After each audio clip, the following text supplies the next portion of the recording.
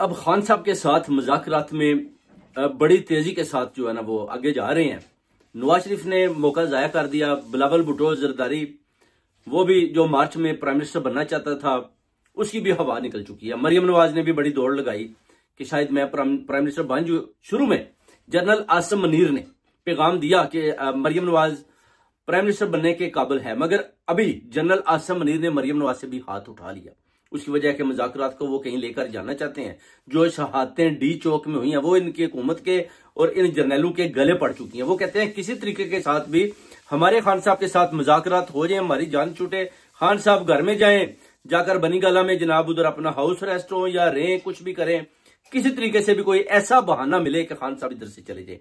अब खान साहब आप देखें, कोई भी सियासी पार्टी इतनी ज्यादा जो जब कत्लो गारत या शहादतें होती हैं तो उसके बाद कोई भी लीडर कभी भी किसी तरह भी हुकूमत या अदारों के साथ जो अपना खिलाफ चलते हैं उनके साथ मुज़ाकरात नहीं करते। मगर खान साहब ने मुज़ाकरात बोला जी कि मैं करने को तैयार हूं, जो मेरी शराइत है उनको पूरा करें। उन्हें बोला जी हम आपकी सारी शराइत पूरा करते हैं, आप हमारे साथ मुज़ाकरात करें। अब देखें 25 मई को क्या होता है। उसके बाद आप देखें कि अपना 26 को जो अपना डी चौक में शहादतें होती हैं, फिर भी आप देखें खान साहब का जिगरा कि 20 महीने से आप अंदर हैं, 2 साल से, और कितना मुश्किल टाइम देख रहे हैं, मगर फिर भी उन्होंने इतनी शहादतों के बावजूद भी लीमा बाजी ने भी जो दौड़ लगाई, फिर भी खान साहब ने बोला कि मैं मुज़ाकरात के लिए तैयार हूं। उनको पता है कि मैंने अपनी कौम को इन सारे चोरों डाकुओं से छुड़वाना है और इनको किसी तरीके से एक दफा अंदर करना है। और खान साहब ने पूरा जो है ना अपना, आप कह लें कि शुरू से उन्होंने बोला कि स्टेबलिशमेंट की आपने बिल्कुल कोई किसी किस्म के खिलाफ बात नहीं करनी। वो कहते हैं शुरू से ही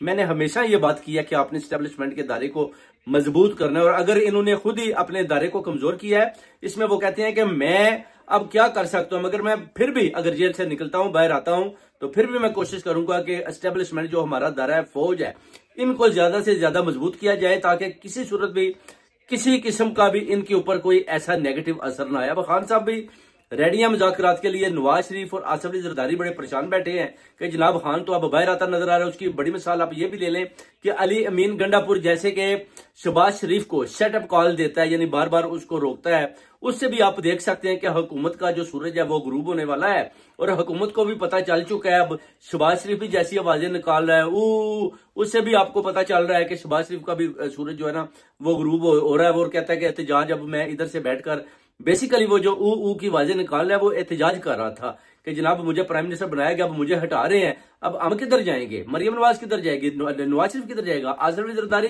और बिलावल भुट्टो जरदारी भी जो अपना वो अमेरिका की तरफ जाना चाहते हैं कि उधर जाकर हम कुछ बातचीत करें ताकि किसी तरीके से भी खान से हम बच पाए। अगर खान बाहर आ गया तो फिर बनेगा क्या। अब ट्रंप ने जो अपना ताश खेला है, यानी उसका भी प्रेशर है कि खान साहब को रिलीज करें।